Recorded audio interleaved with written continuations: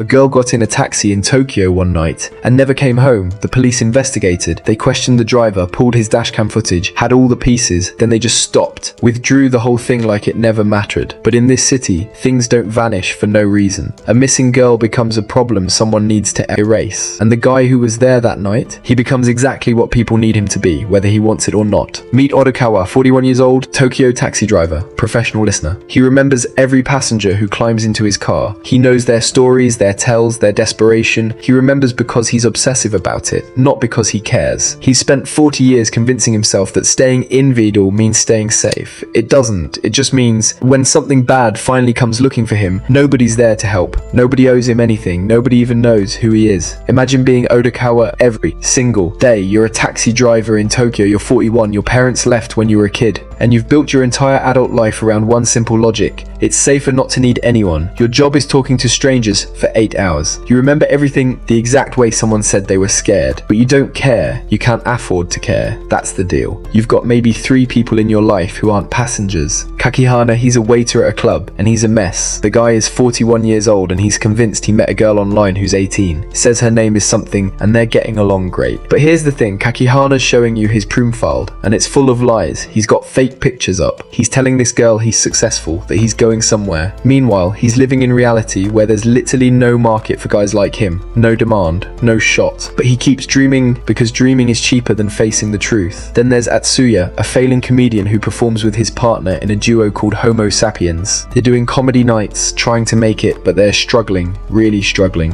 Atsuya keeps talking about love and feelings, keeps saying things like love is both painful and beautiful, and you're just watching this broken guy trying to make sense of his own life by talking to a taxi driver about feelings. He's been in the business 10 years, and they barely make it past round 2 in amateur competitions. But he still believes, he still shows up, he still tries. And then there's Shirakawa, a 28-year-old nurse. She works at a clinic, and for some reason, she thinks Odokawa is relaxing to be around, like spending time with an emotionally dead man is good for her stress levels. She meets him in parks, she texts him, she tells him time-lapse videos of landscapes make her anxious because the sun sets and everything changes. She's scared of time, and Odokawa's terrified of connection. So they meet up, and somehow that works for both of them. It's broken, but it's theirs. These are the only people in Odokawa's life. That's it. 3 broken people, and a man who's broken in a completely different way. Together they form this fragile ecosystem of loneliness. One night, a high school girl has gone missing in Nerima City, Tokyo. She has been unreachable since she left her home late at night on the 4th of this month. The police believed she may have been involved in an incident, and suddenly, Odokawa becomes a suspect. The last person who saw her, the convenient target. He hands over his dashcam. No problem. He'll cooperate. He's not involved. He was just a driver, just transportation. That's all he ever is. Then Big Diamond shows up, a detective. Been around, has connections, has history. He doesn't arrest Odokawa. He warns him. Someone powerful, someone important wants this girl to stay disappeared. Someone scared enough that they'll send a criminal with a gun after anyone who talks. So Big Diamond tells Odokawa, keep your mouth shut or die. That's when Odokawa realizes he's been seen. For the first time in 41 years, someone's looking at him and seeing something that matters. He holds a piece of evidence, he holds a dashcam, and somewhere in this city, someone would kill to get it. Then the entertainment world is falling apart in different ways. Homo Sapiens, the comedy duo, they're struggling. They just made it past round 2 in the N1 competition. That's supposed to be amazing, but Atsuya's barely holding it together. His partner keeps trying to tell him things aren't working, that he's being held back, but Atsuya's too broken to even get angry about it. He just accepts the insults, takes them like they're facts, because maybe they are facts. Meanwhile, Kakihana's telling Odokawa about his online girlfriend, this 18-year-old girl, and Teiko's just laughing at him. You don't know her, you've never seen her, you're being catfished. But Kakihana doesn't care. He's got feelings now, big feelings. Feelings big as Jupiter. And for a man who's spent his entire life with no demand in the dating market, those feelings are the only thing keeping him alive. Then there's Mystery Kiss, 3 idol girls who just made their official debut.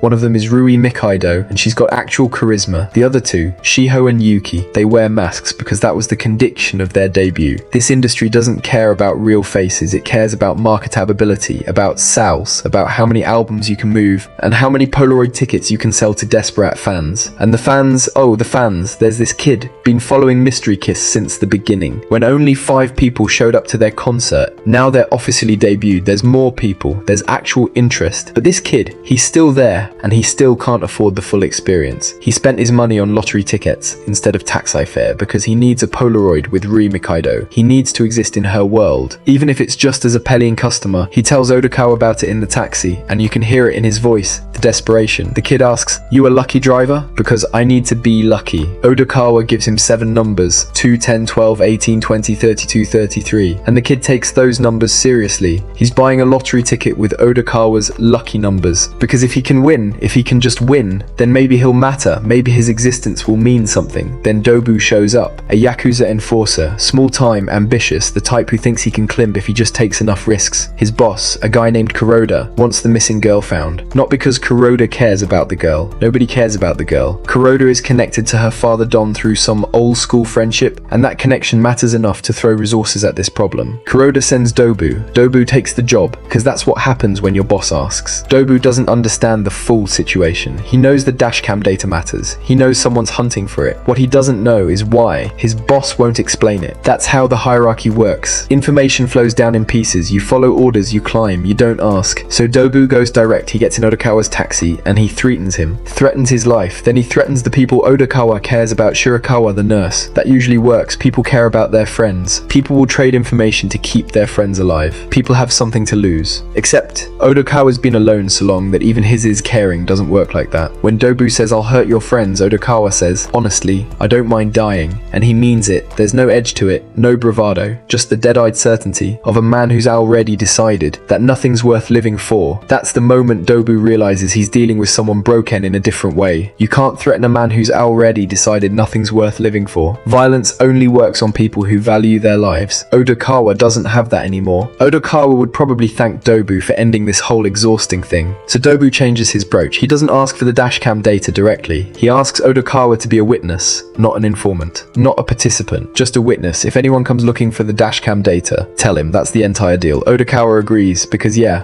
fine, whatever. It's easier than continuing this conversation. Here's what you start to realize. Watching all these people in this one city, Kakihana needs his online girlfriend to be real, because if she's not real, then his whole existence is just sad. He's just a 41-year-old waiter living at LIE. Atsuya needs to be funny, because if he's not funny, then what is he? 10 years of his life, and nothing to show for it. The idols need to sell, because if nobody buys, then nobody cares. And if nobody cares, they don't exist. The fan needs to win the lottery, because if he doesn't, then his love for Rie Mikado is just pathetic. It's just a sad guy with no money, chasing a girl who'll never know his name. And Odokawa needs to stay invisible, because mattering is the same as being trapped. Being seen is the same as being hunted. As long as nobody knows who he is, he can't be used, he can't be hurt. But the girl getting in his taxi, that one moment, shatters all of that. She ran away, her father's connected to yakuza. Now Odokawa can't be invisible anymore. Now he matters to people who would kill for what he knows. And here's the twist though, Dobu's not actually a villain. He's just a guy trying to survive in a world that doesn't give a damn about survival. He tells Odokawa the truth, or at least part of the truth. His boss Kuroda, he's looking for the missing girl because she's the daughter of one of his old classmates. That's it. That's the whole reason. A friendship. Oh, Dobu's stuck. The police suspect him. The investigation's official and it's pointed at Dobu, so he can't go to the police. He can't do anything official. He just has to investigate quietly with Odokawa's help, with the dashcam data that he's convinced Odokawa will protect, because there's someone else, someone named Yano, Dobu's junior in the yakuza, who's been spreading rumors, saying Dobu's just a small-time con artist, just a petty criminal. And those rumors, they've reached his boss's ears. They've damaged Dobu's reputation. So Dobu's caught in this perfect trap where he can't move, where he can't ask, where he can only watch and wait for Yano to make his move. Before Dobu arrives, Shirakawa texts Odokawa to meet her in the park, and she's waiting for him. But something changes. When Odokawa finally meets Shirakawa at the park, he asks her, "What is your goal here? Why do you want to meet up with me? What do you get out of it?" And Shirakawa, for the first time, admits something. She says, "I find being around you relaxing." For him, it's not love, it's not romance, it's just the admission that someone matters to him, that after 41 years of being alone, of choosing to be alone, he's letting someone exist in his life, not as a passenger, not as a tool, just as someone who makes him feel something. Odokawa, he's scared. He tells her, "It's dangerous for us to meet. People are chasing me. They know my every move." But Shirakawa says, "I am a grown woman now. I can look after myself. You don't need to worry about about me, but he sacrificed his own asiki for her sake. He went against his own principle that he should not care about anyone else. By pure chance, Odokawa picks up Taichi Kabasawa, the vigilante gets in the taxi, and immediately he recognizes something. Not Odokawa's face, not his name, just his presence. There's something strange about this taxi driver, something dark. Kabasawa asks him, "Do you believe in fate?" And Odokawa, this 41-year-old man who's built his entire life on the principle of not mattering to anyone, hears that question, and something shifts, because Kabasawa needs to believe in fate. Because if it's fate, then his million-view video, his internet crusade, his entire identity as a vigilante, it all means something. It's not Seram, it's destiny. He's a college kid, student at Mesa University, no job, no future, no plan, but he's got something else, he's got a mission, and he's got the internet. It started simple. Kabasawa posted a photo where Dobu happened to be in the background, just a chance photo, but the internet went viral with it, the media called, people started recognizing him, and suddenly, Kabasawa's got followers, thousands of them, then millions. 100 million views on a single video claiming he'd catch Dobu by end of year. This kid, this nobody college student, decided he was going to be a hero, he was going to catch the bad guy, he was going to rehabilitate him, he was going to upload videos of Dobu on his knees apologizing to the world. Justice delivered by an amateur.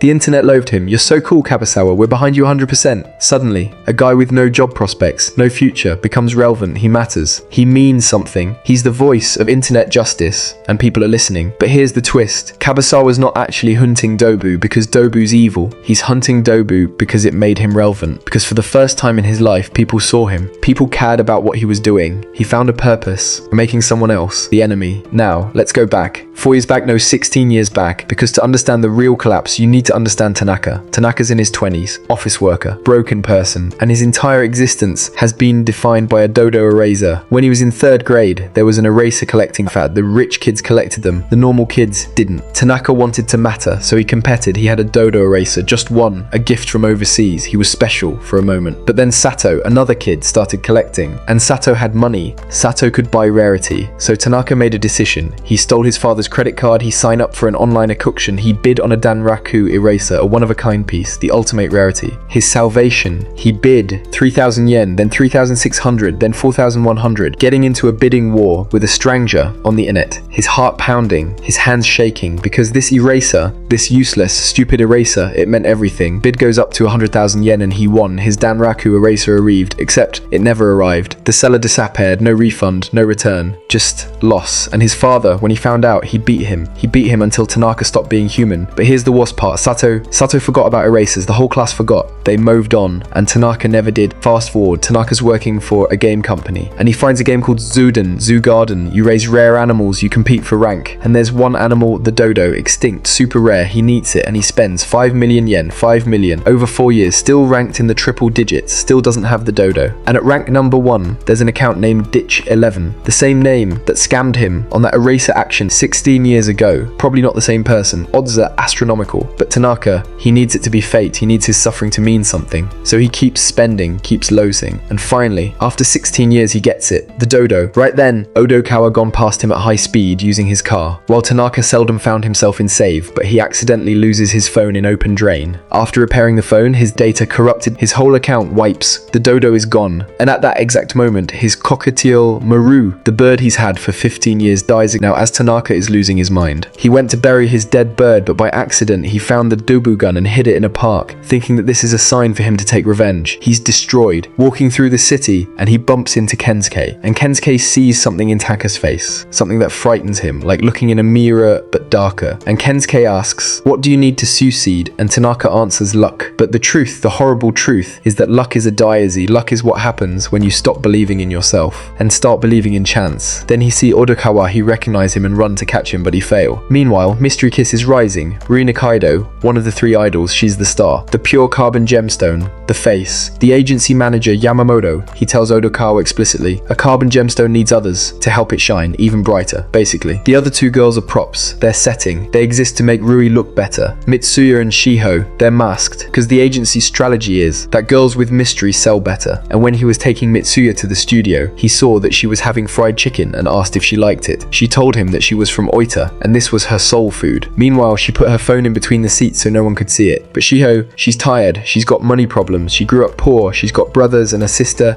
and the only place she could find peace was in the bathtub. And Odokawa, he recognized her, not from TV, not from a concert, but from before, when she was just another girl getting around the city. Before Mystery Kiss existed, before she had a brand, the agency manager wants the dashcam footage, wants to edit it, wants to use it in their promotional video, wants to commodify the girls, even when they're just riding in a taxi. Odokawa refuses, but Yamamoto, he doesn't care about Odokawa's refusal. He'll follow up, he'll prust, because in this world, girls are proct, and products need marketing. Rui knows this. She's climbing, she's doing D-Ramas, TV appearances, photo shoots. The other two, they're struggling to keep up, and Rui keeps saying, I appreciate you, but don't work so hard. But she's Ling, she wants them to struggle, because if they fall, the spotlight only hits Rui. The conspiracy deepens when Odokawa visits Dr. Goroki's clinic, and Goroki, he's got a problem. Medications are disappearing, going missing for weeks. He knows it's an inside job, but if he reports it, he'll be the criminal, he'll lose his license. So Goroki does the cowardly thing. He closes the clinic, disappears the evidence, pretends it never happened, because admitting the crime means admitting his clinic was compromised, his life's work destroyed. But Odokawa pieces it together. Shirakawa's been stealing medications, and Dobu, he's been selling them. Illegally, he saw them meet in nights, and Shirakawa, she owes Dobu 3 million yen. This entire conspiracy, it started because a nurse got into debt, and her only way out was to steal, and only way to survive was to let a yakuza have power over her entire life. Odokawa and Dobu meet at a lotion, somewhere quiet, away from the city noise. This is a confrontation, a reckoning. And Odokawa, he finally has proof and questions. Odokawa demands to speak first. He says, I've got a question for you. And Dobu, being Dobu, says, go ahead. That's the only one I'm answering though. But Odokawa's smart. He says, no matter what, you always try to dominate the situation, don't you? Because that's how yakuza work. Information is power. And Dobu's not going to give him anything without getting something back. Then Odokawa says, yeah, but in this situation, I'm the one helping you. I thought you and I had an agreement. Odokawa knows. He says, I think you and Shirakawa are connected somehow. Am I right? Dobu hesitates. And Odokawa makes a threat, not physical, but smart. He says, if you don't answer honestly, I'm not telling you what I know. Then Odokawa reveals his logic. You specifically use Shirakawa's safety and well-being as a means to threaten me. If the two of you are associated in any way, then the premise of that threat doesn't hold water. It's brilliant. Dobu threatened to hurt Shirakawa to make Odokawa comply. But if Shirakawa is actually working with Dobu, then the threat is meaningless. So Odokawa just exposed the entire conspiracy in one question. Dobu breaks. He says, fine, yeah, you're right. And then, the worst part, Odokawa asks, and it was your idea to have Shirakawa approach me, wasn't it? Dobu tries to dodge, I don't know about that. If she did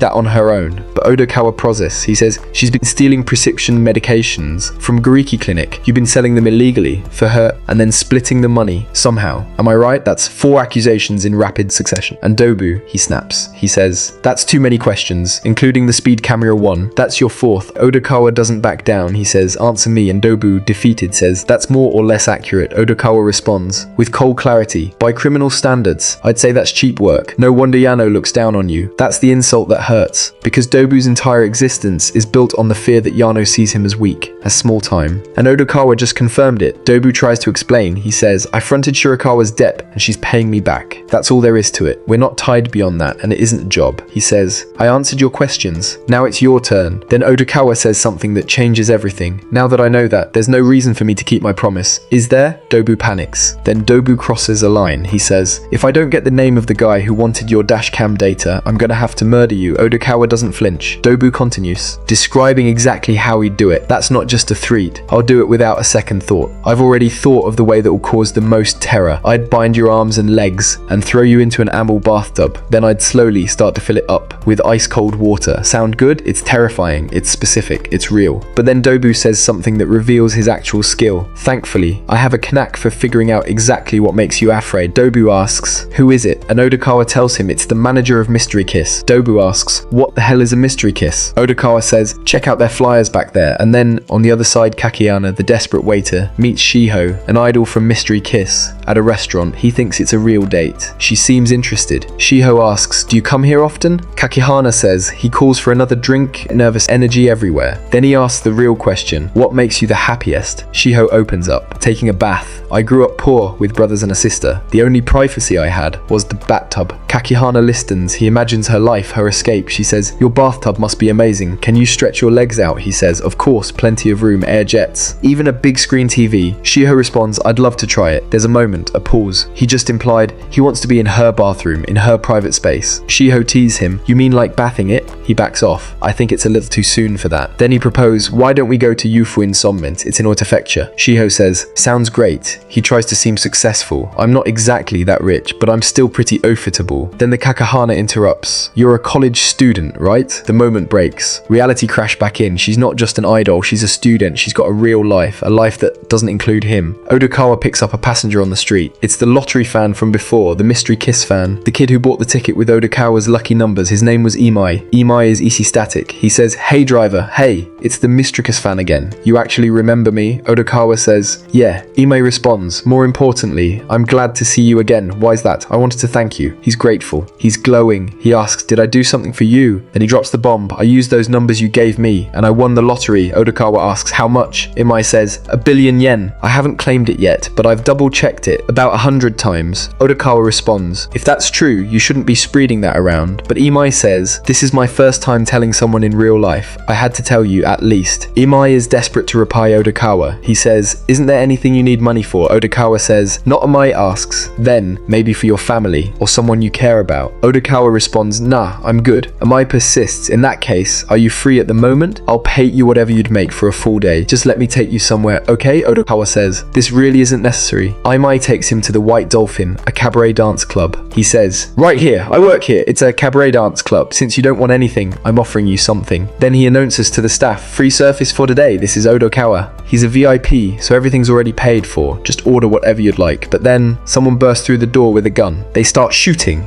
Imai panics. "What's happening?" I've no idea why, but someone came in with a gun and started shooting. Staff yells, "Go, get out through the back door. It's hidden from the front of the house." Odokawa leaves immediately. He just walks out, doesn't hesitate, doesn't thank Imai, doesn't acknowledge anything when he reaches his car. He realizes that somebody smashed his car's glass, but nothing was stolen. Then he gets back to his house where he finds that Shirakawa is waiting for him. When Odokawa finally confronts Shirakawa, she breaks. She tells him everything. She was stealing pills to pay back Dobu. She had massive debt, and Dobu, he didn't recruit her out of kindness. He recruited her because Odokawa's dashcam was valuable, and she was the tool to get close to him. It was never about feelings. It was always about the data, about the money, about the conspiracy. But then, partway through, something changed. She actually began to care. She says, "I knew my heart could never betray you." And Odokawa, he does something unexpected. He doesn't rage, he doesn't leave. Instead, he just say, "Don't ever involved with me again." While all this is happening, Homo sapiens is collapsing. Baba's performing dramas, getting TV appearances. Meanwhile, his partner, Kensuke, is bitter. They had a deal. A year to make it to the N1 finals. Kensuke sacrificed everything, but Baba's becoming famous, becoming relevant, and Kensuke's being left behind. Comedy's supposed to be sharp, edgy, offensive, but Baba wants safe comedy, profitable comedy, and Kensuke just watch as the guy he built with leaves him behind. But in the studio, Rui breaks in. The producer's gone, so she sneaks into the recording room where Baba is working. He's shocked to see her, but she's desperate. She says, "It's been really hard to see you recently, and here's why." Baba's blowing up. His debut single drops on Christmas. There's a big concert the same day. If things go well, they're aiming for Budokan, the biggest venue in Tokyo. He's climbing fast. Kensuke calls Baba to practice in the third round, but he denies, stating that he has a shooting in hand. Kensuke inquires him after that, but adds that he has to work on his schedule. On the other hand, Dobu switches tactics. He says, "Work with me. I'm surrounded by enemies. I'm desperate." He confesses. He says, "I messed up time and time again. I even lost something important that the boss gave me. And recently, a video of some amateur claiming he's gonna catch me has gotten 10 million views. He's admitting that Taichi Kabasawa's internet fame is destroying him, that his boss is losing faith, that he's trapped. The final revelation, it's that asshole Yano. He's got his payos into this shit too. So Yano, Dobu's junior, is the one trying to buy the Dashcam footage. Yano's the one hunting for evidence. This confrontation leads directly to the Alliance, because Odokawa realizes he can't win against Dobu, but he can negotiate with him. He can trade help for Shirakawa's freedom. Odokawa makes a deal. He tells Dobu he'll work with him. He'll find Taichi Kabasawa, the internet vigilante. He'll catch him, exactly who wants to destroy him. It's reckless, it's dangerous. And in return, Shirakawa goes free, her debt paid, her life returned. He's trading his help for her safety. So on Halloween, Dobu's plan is genius in its darkness. He'll dress up as the masked shooter. He'll walk the streets, because on Halloween, nobody questions disgraces. And if he's lucky, he'll run into the real shooter, and he'll know. He'll get Dobu's gun back before the police examine it. Then Odokawa tried visiting Taichi Kabasawa College in order to talk with him and gather some information about him. But he is not coming, since he is now famous due to hunting Dobu online. Just as Kakihana gathers his courage to leave and finally confess his feelings to the woman he's fallen for, he believes his lonely life is about to change for the better. Dressed up and full of excitement, he heads out with dreams of starting a new relationship. But the moment he leaves, a group of intimidating loan agents arrives at his apartment. They've tracked him down over his massive unpaid debt and quickly realize he's disappeared. While Kakihana is happily chasing love, the people hunting him are already closing in, setting up a dangerous collision between his romantic fantasy and the harsh reality waiting around the corner. After someone literally fires a gun at his house, Odokawa realizes he can't keep playing defense forever. Instead of going to the police station for protection, he does something much smarter. He invites Little Diamond, the younger police officer, to his apartment. At first, Diamond thinks this is just another routine investigation, but Odokawa drops a bombshell. He claims Diamond's own twin brother has secretly been working with the infamous gangster, Dobu. Naturally, Diamond explodes. There's no way my brother would ever work with a criminal. And honestly, can you blame him? Imagine a random taxi driver telling you your own brother is corrupt. Yeah, I'd be furious too. But Odokawa isn't trying to convince him with emotions, he's using logic. Odokawa explains the entire criminal hierarchy. Dobu isn't the kingpin. He's just one player competing against another dangerous criminal named Yano. And above both of them, there's someone even more powerful pulling the strings. That's when Odokawa reveals something even crazier. He's pretending to work for Dobu, not because he's a criminal, but because it's the only way to bring the entire organization crashing down. His plan? Dobu is preparing for another bank robbery. Instead of stopping it himself, Odokawa wants Daimon to arrest everyone during the robbery, even if Odokawa gets arrested too. That single sentence completely changes how Daimon sees him. This isn't a man protecting himself, it's someone willing to sacrifice everything just to stop evil. For the first time, Daimon actually starts listening, just when it seems things couldn't get any worse. A police radio interrupts the conversation. A woman's body has been discovered near Tokyo Bay, and investigators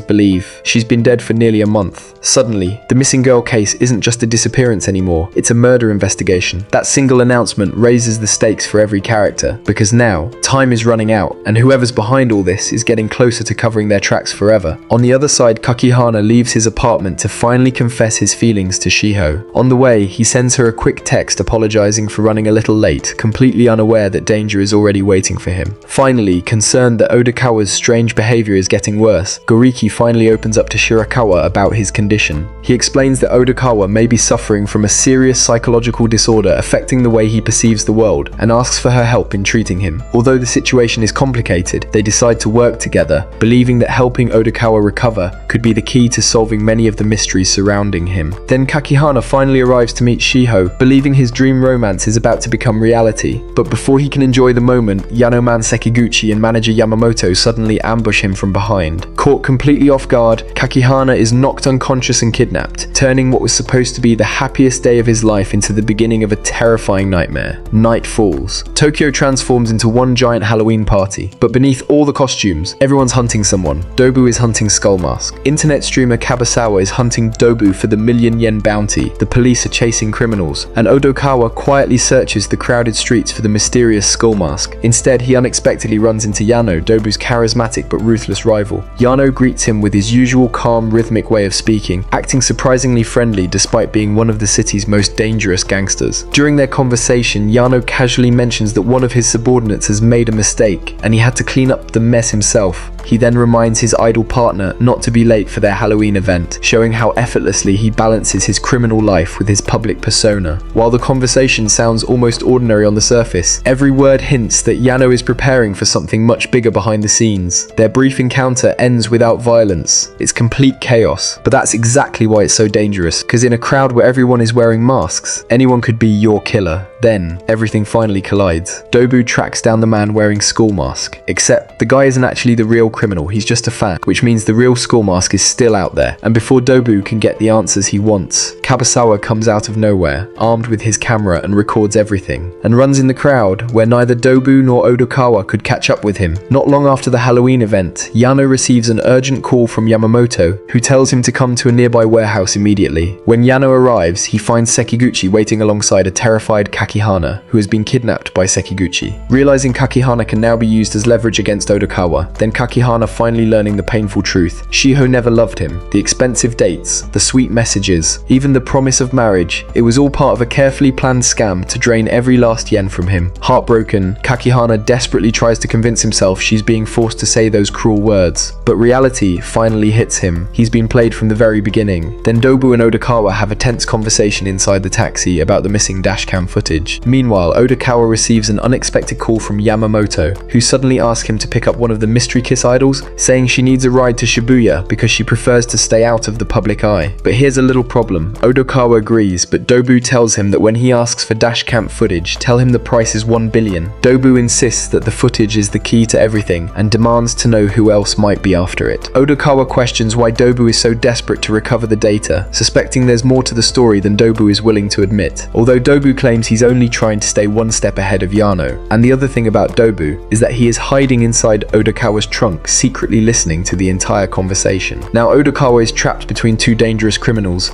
and one wrong sentence could get him killed. Odokawa picks up Yamamoto and one of the mystery kiss idols before driving them toward Shibuya. As soon as Odokawa sees the mystery kiss idol, he instantly recognizes her as Shiho. During the ride, Yamamoto shifts the conversation to the missing dashcam footage. Odokawa boldly demands 1 billion yen in exchange for the dashcam footage, leaving everyone in the car stunned by the outrageous price. Trying to negotiate its purchase after hearing that someone else has offered 900 million yen price for it. Although he suspects the offer is a bluff, he admits the footage is extremely important and that he needs to obtain it as soon as possible. As the discussion continues, Yamamoto also talks about Mystery Kiss's rising popularity and reveals that a billionaire lottery winner plans to redeem his prize around Christmas to buy hundreds of thousands of the group's CDs. That seemingly casual comment instantly grabs Odokawa's attention, helping him connect a crucial piece of the puzzle and realize that the lottery winner has become the next target. Then Yamamoto brings Shiho to Yano's hideout, where the kidnapped Kakihana finally sees her again. Refusing to believe she betrayed him willingly, Kakihana tearfully insists that Yano must be forcing her to act this way, but Shiho coldly denies it, crushing the last bit of hope he had left and forcing him to accept that the woman he loved never truly cared about him. Also, Odokawa now knows where he dropped Yamamoto off, and he finds that there is a motorcycle which Yano is riding and collides with Odokawa. Then Odokawa receives a text from Goriki asking to meet him for drinks. While the gangsters make their moves, Goriki and Shirakawa begin discussing something much more disturbing: Odokawa. Goriki reveals that Odokawa's unusual ability to recognize people might not be incredible memory after all. Instead, it could be a rare neurological condition that's changing the way he perceives the world. He even learns that Odokawa grew up alone after being abandoned as a child and may have developed an imaginary companion to cope with years of isolation. When Goriki first meets Odokawa, he's immediately impressed by the taxi driver's incredible observation skills and sharp memory. Although Odokawa appears quiet and ordinary, Goriki quickly realizes there's something unique about the way he notices and remembers people. When Goriki asks how he can recognize complete strangers so easily, Odokawa casually jokes that he's a psychic. Goriki laughs it off at first, but that unusual answer only deepens his curiosity, making him wonder if there's a hidden medical explanation behind Odokawa's extraordinary perception. Suddenly, Odokawa isn't just a taxi driver caught in a crime story, he's someone quietly carrying emotional scars that nobody ever noticed, and Goriki becomes more determined than ever to help him before it's too late. While drinking together at the Yamabiko Izakaya, Goriki gives Odokawa a simple recognition quiz, showing him photos of several people to test his remarkable memory. To Goriki's astonishment, Odokawa identifies every face instantly without making a single mistake, further convincing him that Odokawa's extraordinary perception isn't normal and may be linked to a rare psychological condition. At the harbor, Yamamoto delivers bad news to Yano. Someone else is supposedly offering an unbelievable amount of money for the dashcam footage. Yano doesn't buy the story for a second. Instead, he immediately realizes someone is manipulating the situation. Then he pieces together an even bigger opportunity. A man has publicly claimed to have won 1 billion yen in the lottery. To Yano, that isn't good fortune, it's the perfect target. Instead of chasing the dashcam, he decides to let someone else do the hard work while he focuses on stealing the lottery winner's fortune. And Kakihana, rather than killing him, Yano keeps him alive as a hostage, knowing he could still become useful later. As if one criminal mastermind wasn't enough, Dobu has already figured out Yano's entire strategy. He explains that anyone claiming to have won a 1 billion yen lottery must eventually visit the bank to collect the money. And that's exactly where he plans to strike. Not by robbing the bank, but by robbing the lottery winner the moment they walk out carrying the cash. It's a bold plan. And to make it work, Dobu has even bribed someone inside the bank to leak the exact pickup time. Also in the police, someone else is assisting him and Odokawa asks him who that is. And he says that you're asking too many questions from me, and then he reveals the big diamond and Odokawa is recording all this conversation. Then Odokawa has sent all recordings to Little Daimon, realizing the lottery winner has unknowingly painted a target on his own back.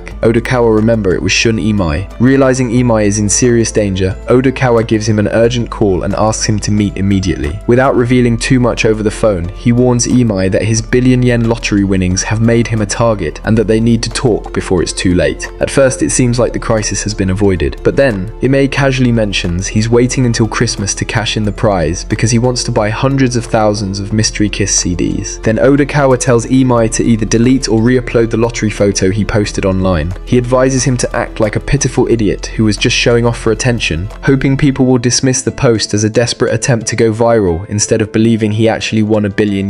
Then Aimee say that I don't want to die unlit Mystery Kiss takes over the country. Mystery Kiss has been through a lot of hardship, but their spring's finally on the horizon. That single sentence makes Odokawa freeze. A forgotten clue suddenly clicks into place. This is the same statement Kakihana tells Odokawa when he meets Shiho on the internet. He realizes that Shiho is actually a calico cat. Now Kakihana is in danger, and hence the reason why he is not responding to his calls. The pieces of the puzzle finally begin connecting, and for the first time, Odokawa realizes the truth has been right in front of him all along. Then Odokawa calling Little Diamond after listening to Dobu's confession. Although Dobu only accused Diamond's older brother, the young officer still isn't convinced. Instead of rushing in and ruining the bigger investigation, he agrees to let Dobu keep moving for now. But when Odokawa reveals that his best friend Kakihana has been kidnapped, Diamond doesn't hesitate to help, even if it means acting outside official police jurisdiction. But Odokawa insists that it is too early for the police to act. Before leaving with Dobu, he sends an email to Kabasawa informing him that Dobu will appear at Shibara Wharf. Be a hero. At the same time, Odokawa is growing impatient. He doesn't care about gang politics or unwritten rules between criminals anymore. All he wants is to rescue Kakihana before Yano can use him as leverage. On the way to Shibara Wharf, Odokawa explains to Dobu that Kakihana was lured into a classic badger game. He reveals that Shiho gained Kakihana's trust through a fake romance, showered him with affection,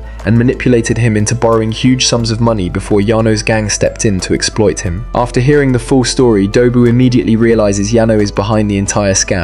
Then Odokawa and Dobu argue over how to rescue Kakihana from Yano. Dobu admits that negotiating with Yano won't work because the two gangs never interfere in each other's business, while Odokawa makes it clear he won't help with Dobu's bank robbery unless Kakihana is rescued first. Then, everything suddenly goes sideways. A skull mask man opens fire on their taxi. Bullets tear past the windows, forcing Odokawa to speed away while Dobu reaches for his gun. But instead of fighting back, Odokawa chooses to escape, because right now, staying alive matters more than revenge. Desperate and exhausted after days of captivity, Kakihana asks Sekiguchi if he can use the bathroom. Although Sekiguchi mocks him for his weak bladder, he eventually unties him and escorts him to the restroom, giving Kakihana a brief moment away from his confinement while still keeping a close watch on him. Following the clues, Odokawa and Dobu finally arrive at Yano's warehouse. When opening the gate, Sekiguchi arrives with an electrified bat, but Dobu stops him. He politely tells them to leave. Dobu's response? Not a chance. The two gangsters exchange insults before Dobu quietly tells Odokawa to grab Kakihana the moment an opening appears. Seconds later, a fight breaks out. While Dobu keeps Sekiguchi occupied, Odokawa slips inside the warehouse and finds Kakihana, but he is not there. He sees him later on at the washroom, exhausted and completely broken. Without wasting another second, Odokawa frees him and rushes him outside, while Dobu continues holding off the enemy. For the first time in what feels like forever, Kakihana is finally safe. After a brutal fight, Dobu finally overpowers Sekiguchi and prepares to finish him off. Desperate, Sekiguchi pleads, "Please, don't knock me out. If I lose here, I won't be able to face Yano." Dobu coldly replies that it's not his problem, telling Sekiguchi to leave this life behind and stop wasting his talent on cheap badger scams before walking away victorious. If it seems to have the situation under control, the school mask man suddenly appears and shoots him from behind. Caught completely off guard, Dobu collapses to the ground. On the other side, as they're escaping, Kakihana can't stop apologizing. He blames himself for falling for Shiho's romance scam and calls himself pathetic. To cheer him up, Odokawa reminds him of a funny memory from high school about a complicated puzzle box Kakihana proudly carried everywhere. The story sounds random, but Odokawa's point is simple.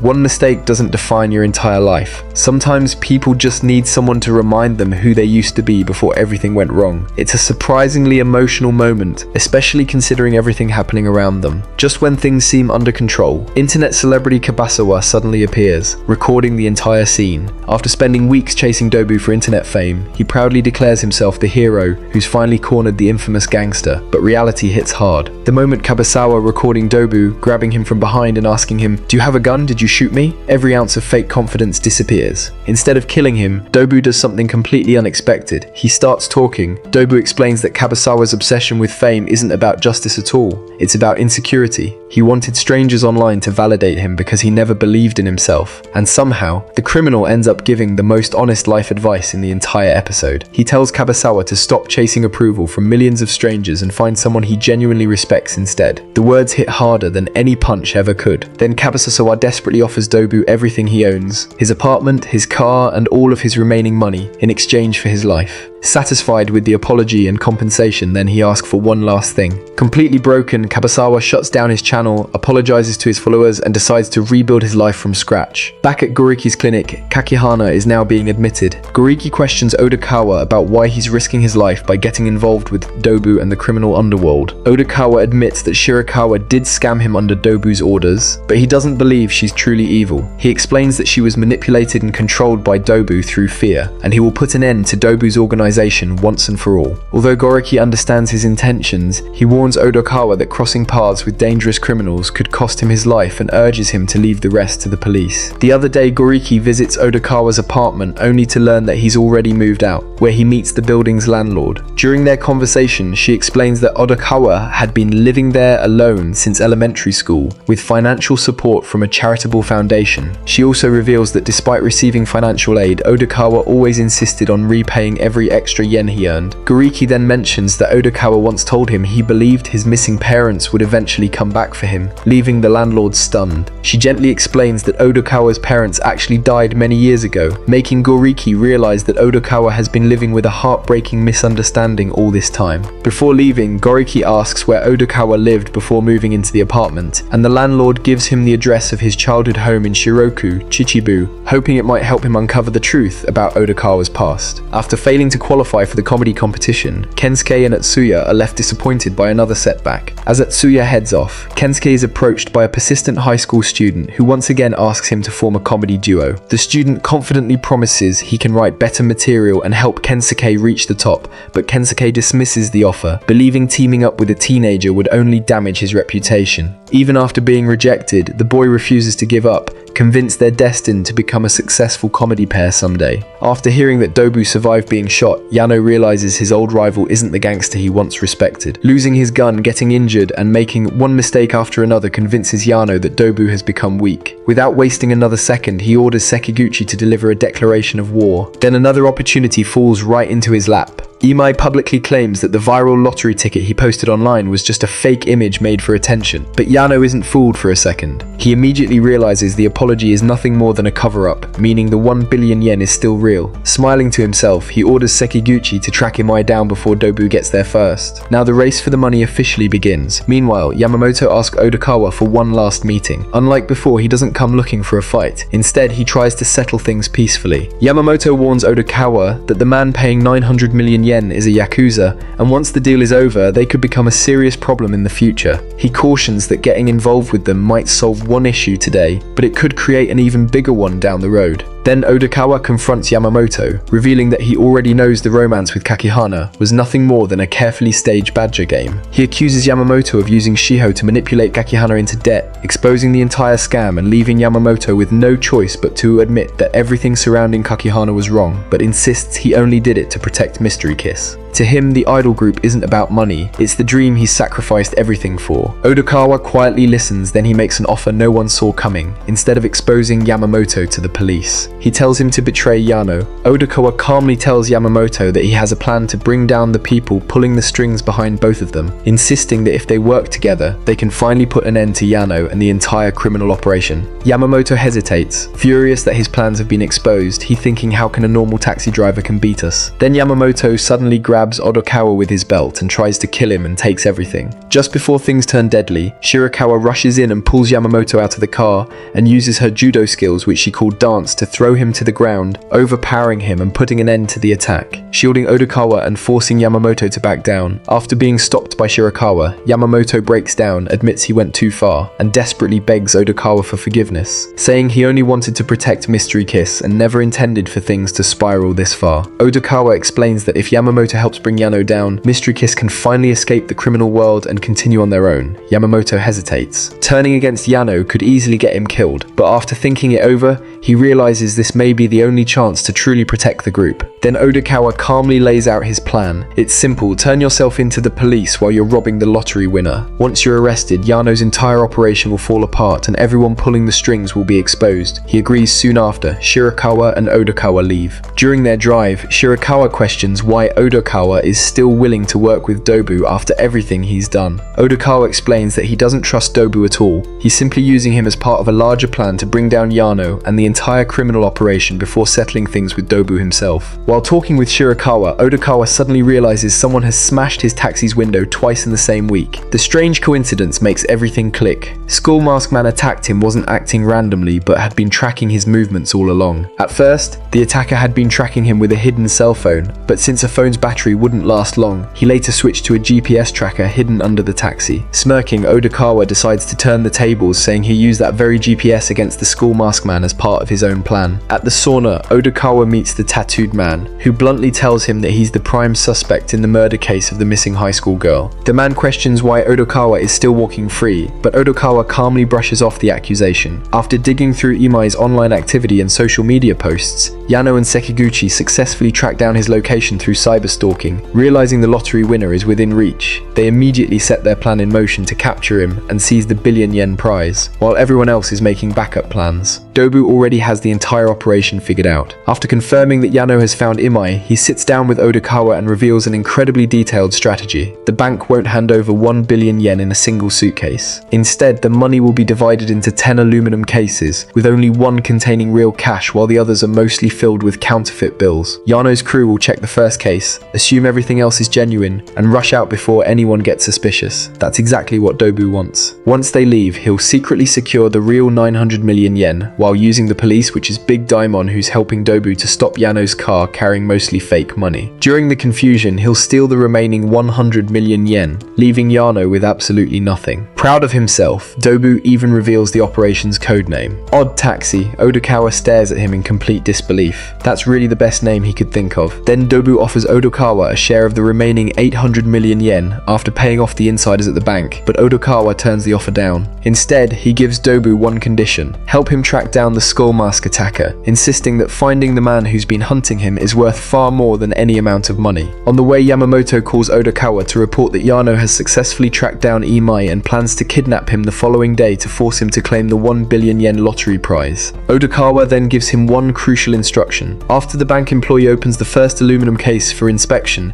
have them insist on opening the second case as well. The unexpected request will catch Yano's crew off guard, making them panic and flee before the second case is checked, while the suspicious behavior alerts the police and sets the rest of Odokawa's plan into motion. With the plan ready, Odokawa rushes to warn Imai. He tells him the truth: the yakuza will come tomorrow. They'll force him to visit the bank, kidnap him afterward, and keep him imprisoned until the money is ready. Imai is understandably terrified, but Odokawa promises that if he stays calm, follows their instructions, and waits just 1 week, the police will arrest everyone involved before they can escape. Trusting Odokawa completely, Imai accepts his role in the dangerous plan, knowing he's risking everything for the chance to save Mystery Kiss as well as himself. As all the pieces fall into place, Goriki continues investigating Odokawa's mysterious past, hoping to uncover the truth behind his childhood accident. Before he can make any real progress, breaking news interrupts everything. The body recovered from Tokyo Bay has finally been identified. The victim is Yuki Mitsuya. An 18-year-old member of Mystery Kiss. The announcement sends shockwaves through everyone connected to the case. What started as a missing person investigation has officially become a murder case.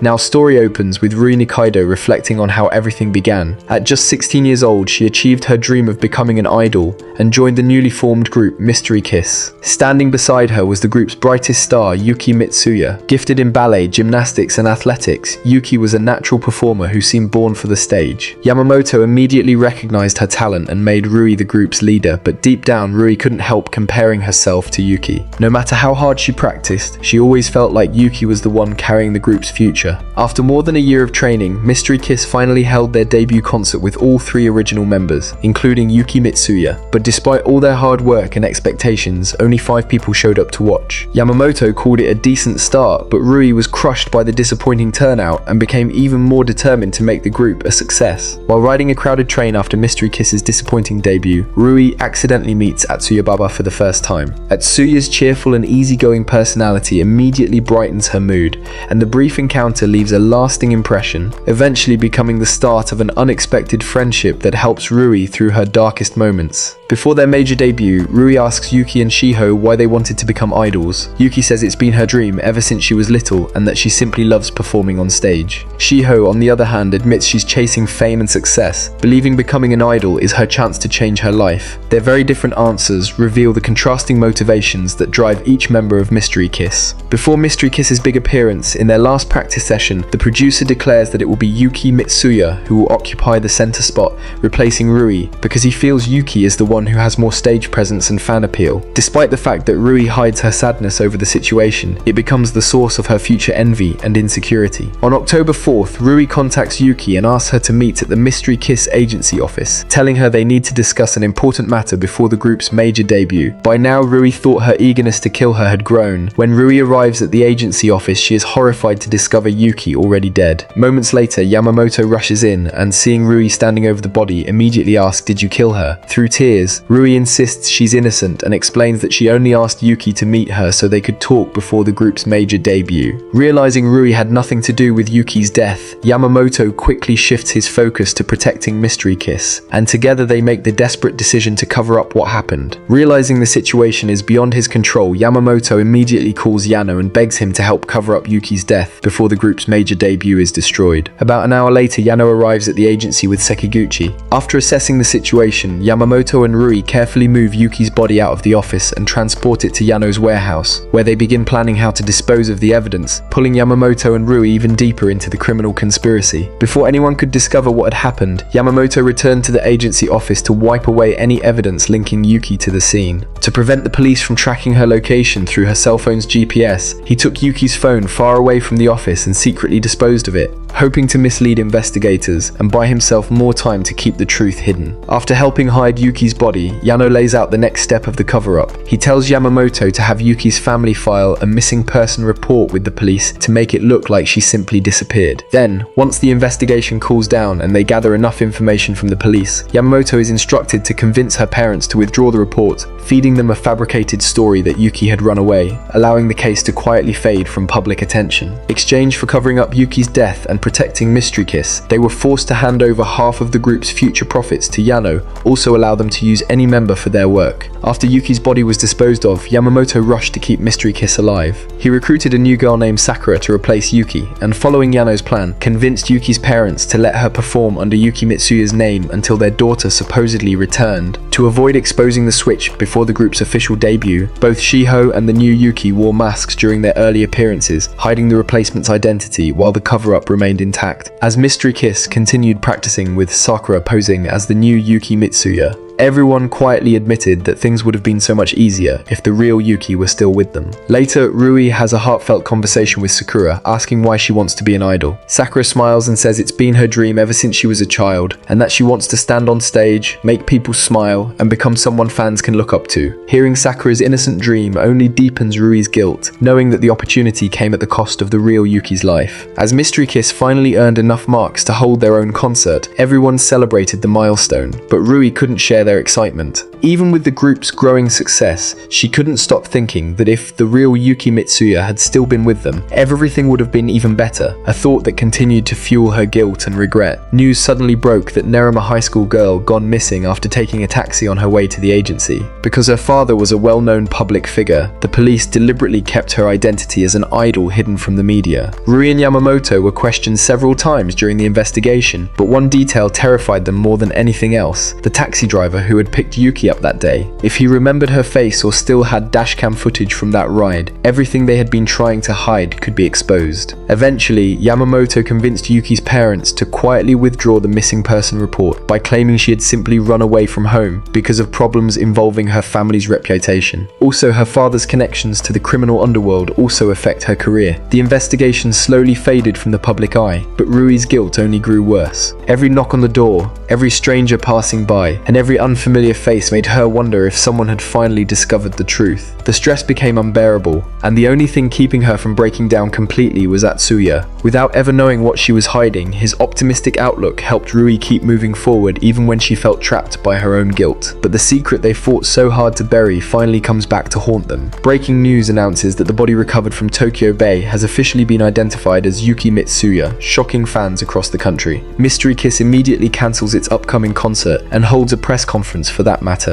While everyone else reacts to the news, Odokawa quietly notices something that no one else does. Watching the television report, he suddenly realizes that the girl identified as Yuki Mitsuya isn't the same girl he drove in his taxi back on October 4th. He clearly remembers picking up two different girls, including one who loved fried chicken. That memory instantly tells him the person shown on the news and the passenger from that night are not the same individual. As the day of the 1 billion yen withdrawal finally arrives, both sides put their plans into motion. While Dobu and Odokawa quietly prepare their counter-strategy, Yano moves ahead with his own operation, completely unaware that Odokawa has already uncovered a clue that could unravel the entire Mystery Kiss cover-up. After tracking Imai through his social media posts, Yano and Sekiguchi abduct him and force him into their car. During the drive to the bank, a terrified Imai begs them not to hurt him and insists he'll hand over the lottery winnings without resisting. Yano calmly assures him that as long as he follows instructions and doesn't try anything foolish, he'll walk away unharmed. Meanwhile, another long-running storyline finally reaches its emotional conclusion. After struggling for years to make it as comedians, the members of Homo sapiens realize they've grown too far apart. Their different philosophies about comedy eventually boil over into a heated argument, and they decide to end their partnership, bringing their dream to an emotional close. Soon after, Mystery Kiss holds an emergency press conference. Standing before reporters, Yamamoto publicly admits that after Yuki disappeared, the agency secretly replaced her with another girl while pretending nothing had happened. He apologizes for deceiving the public, but carefully avoids revealing what really happened behind the scenes. Instead, he suggests that obsessive fans may have been involved in Yuki's death, hoping to divert attention away from the agency's own secrets. Elsewhere, Goriki continues searching for answers about Odokawa's mysterious past. He visits the hospital where Odokawa was treated as a child after the tragic accident that killed both of his parents. The doctor explains that young Odokawa survived the crash, but completely lost his memory of the incident. During rehabilitation, he kept a notebook documenting every part of his daily routine to help rebuild his memories. Realizing that notebook could finally explain why Odokawa sees the world so differently, Goriki asks to examine it, believing it may hold the key to understanding his patient once and for all. Then scene shift inside the bank as Imai prepares to collect his massive lottery prize. Yano's crew is tense, but everything appears to be going exactly according to plan. Even when the bank employees ask to inspect the briefcases one more time, Yano stays completely confident. After all, he's convinced he's already won. But Odokawa has been thinking several moves ahead. Just before leaving the bank, Yano asks the employee to open the second aluminum case for one final inspection. However, Sekiguchi quickly interrupts, saying they should leave immediately instead of wasting more time. Confident that everything is fine, he insists they can check the remaining cases later, unknowingly allowing Odokawa's hidden plan to succeed. The money is loaded into 10 aluminum briefcases, and Yano confidently leaves the bank with Imai, believing he's now carrying the full 1 billion yen. Meanwhile, Dobu can barely hide his excitement. Then Dobu secretly receives the real cash from the cooperating bank employees as planned. With the genuine money safely in his possession, he believes the operation has gone perfectly and that Yano has unknowingly walked away with decoy cases. At parking lot, Odokawa secretly attaches the GPS tracker to the black van carrying the remaining 900 million yen. As Yano's van drives toward the harbour, a patrol car suddenly appears behind them. Knowing that a police car is following them, Yano immediately wants to escape, but Sekiguchi keeps his cool. As long as they obey every traffic law, the officer won't have any reason to stop them. Or at least, that's what he thinks. A few moments later, the police pull the van over. Then Big Daimon politely explains there's been a report of bank robbers nearby and asks to inspect the vehicle. Since Imai really is the lottery winner, Yano isn't worried at all. He's convinced that once the police see the money, they'll simply wave them through. But when the officer opens another briefcase, everything changes. Instead of stacks of cash, it's filled with counterfeit bills. Yano freezes. No, that's impossible. They quickly open another case, more fake money, then another and another. Nearly every briefcase is stuffed with worthless counterfeit bills instead of real cash. For the very first time, Yano completely loses his composure. His famous non-stop rhymes disappear as panic takes over. Someone tricked him, someone outplayed him, and he immediately realizes exactly who that someone is, Dobu. As Yano desperately tries to explain that they've been framed, Big Daimon continues questioning him while secretly buying more time. Suddenly, Sekiguchi starts growing suspicious and confronts Big Daimon, asking, "Are you really a police officer?" His instinct instincts tell him something isn't right. The entire robbery has fallen apart exactly the way Dobu planned. Right in front of Yano, Dobu drives away in Yano's own van, which still contains the remaining 100 million yen. Watching both the money in his vehicle disappear, Yano finally realizes that Dobu had completely turned his carefully planned robbery against him, leaving him with nothing. Meanwhile, the real money is already heading somewhere else. After taking the 100 million yen into Odokawa's taxi, Dobu leaves the scene and heads to the Shimbashi parking lot, where the remaining 900 million yen is hidden inside the black van. Believing the entire fortune is finally within his grasp, he prepares to collect the rest of the money before anyone else can interfere. Watching everything unfold from a distance, Dobu can't help but smile. After spending the entire series competing against Yano, he finally gets to watch his rival experience total defeat. For a brief moment, it feels like Dobu has finally won, but before parting ways, Dobu gives Odokawa a chilling warning. He tells him that if he ever tries to hand him over to the police or betray him, he'll hunt him down no matter how long it takes. Dobu even threatens to kill Shirakawa first and then Odokawa, reminding him that crossing a yakuza always comes with deadly consequences. The happiness does not last for long, because someone else has been watching the entire situation from the shadows. The mysterious skull-masked man suddenly appears, carrying Dobu's stolen revolver. Instead of running away, Dobu confidently steps forward. He counts every bullet the masked man has already fired throughout the series and smugly announces there's no ammunition left. Odokawa slowly steps between the masked man and Dobu, expecting another fight, but instead of demanding money or revenge, the stranger says something completely unexpected. He isn't after the cash at all he wants is an apology. At first, nobody understands what he's talking about. The masked man claims that years ago someone stole something precious from him, ruining his life. He admits that chasing revenge became the only thing keeping him alive, yet even now he isn't sure what satisfaction would actually feel like. Odokawa apologizes for accidentally hitting him with his taxi and breaking his phone, believing that's what the man is talking about. But then everything changes. The masked man notices the rare eraser Odokawa carries and asks where he got it. Before Odokawa can answer, Dobu explains that the eraser originally came into his possession through his boss, who knew Donraku personally. Dobu later gave it to Shirakawa, and she eventually passed it on to Odokawa. The tiny collectible instantly reminds him of something from his childhood. That memory leads him to ask a strange question about an old online auctions. 16 years earlier, someone using the username Ditch11 scammed him out of 100,000 yen in an online auction. Ever since that day, he blamed that single betrayal for destroying his entire life. Believing Dobu is that same person, he becomes convinced he's finally found the person responsible for all his suffering. The Skull Mask Man asks Dobu to hand over his phone so he can check whether the game Zuden is installed. He's trying to confirm if Dobu is the player behind the account Ditch11. Still trying to identify the person behind Ditch11, the Skull Mask Man hands his phone to Odokawa and asks him to look at the player's Zuden profile. Thanks to Odokawa's unusual ability to recognize people by their faces, he immediately identifies the profile picture, revealing the true identity of the world's #1 Zuden player, and it's Dobu. Odokawa immediately realizes he's being falsely accused, but before he can fully explain, the Skull Mask Man pulls the trigger one last time. This time, there really was one bullet left, ends up striking Dobu instead. Seriously wounded and realizing he can't escape on his own, Dobu begs Odokawa to take him to a doctor before the police arrive, hoping to avoid being arrested while receiving treatment. Instead of abandoning him, Odokawa calls for medical help, proving that even after everything, he refuses to let someone die if he can prevent it. Elsewhere, Dobu's entire criminal empire comes crashing down. At the same time, the rest of Odokawa's plan finally pays off. The real 900 million yen remains safely hidden inside the black van. Odokawa immediately calls Imai, tells him exactly where the vehicle is parked, and calmly explains how to recover every yen that belongs to him. For the first time since winning the lottery, Imai is finally getting his money back. Then Yano and Sekiguchi overpower Big Daimon, stealing his patrol car and leaving him behind. Determined to recover the stolen money and get revenge, they immediately begin chasing Odokawa. Meanwhile, as the situation escalates, Odokawa tells Imai that he will give him 100 million yen afterward, since Yano is now actively chasing him and the situation has become urgent. Furthermore, little Daimon catches up to his older brother and finally learns the heartbreaking truth. Big Daimon admits he secretly worked with Dobu because Dobu's boss was the same man who financially supported them through the foundation for children orphaned by accidents. Feeling indebted, he chose loyalty over justice. Little Daimon is furious. He accuses his brother of betraying everything they swore to protect as police officers. But despite the anger, he still can't bring himself to hate him. Instead, he promises they'll face the consequences together and finally arrest Yano's entire organization. The final chapter opens with Odokawa reflecting on his childhood. Growing up, he always felt uncomfortable around people. Looking someone in the eyes terrified him, and talking to classmates was even worse. School became a nightmare. The other kids constantly bullied him, mocked the way he cried, and cruelly compared him to a walrus. Even his teachers ignored his suffering instead of helping. Home wasn't any better. His father was rarely around because he was cheating on Odokawa's mother, while his mother constantly took her frustration out on him. She yelled, hit him, and cried almost every day. The only escape Odokawa ever had was the zoo. Unlike people, animals never judged him. Although he was rarely home, Odokawa's father visits one day and gives young Odokawa an animal encyclopedia as a gift. Fascinated by animals, Odokawa treasures the book and reads it over and over, making it one of the few happy memories he has of spending time with his father. On one of the few days they spend together, Odokawa's father takes him to the zoo, telling him to enjoy the animals while he runs an errand. In reality, he leaves Odokawa there so he can secretly meet the woman he was having an affair with. Although Odokawa feels sorry for his mother, the zoo becomes his favorite place, where he finds comfort away from the troubles at home. He could spend hours looking into their eyes without feeling anxious. Among all the animals, one became his favorite, the walrus. It was quiet, gentle, and strangely comforting. In many ways, Odokawa felt like he belonged with the animals more than with humans. As Yano and Sekiguchi relentlessly chase Odokawa through the city, the story briefly flashes back to the journeys of nearly every major character, weaving their perspectives into a final emotional mosaic. Then Odokawa makes a desperate decision. To escape and protect everyone involved, he deliberately drives his taxi off the bridge and into the water, ending the high-speed chase and setting the stage for the final truth about his past to be revealed. Furthermore, the members of Homo sapiens, still struggling with their identity as a comedy duo, reflect on how far they've drifted from their original dream of making people laugh. Their internal tension mirrors the chaos unfolding in the city, as they question whether success is worth the compromises they've made.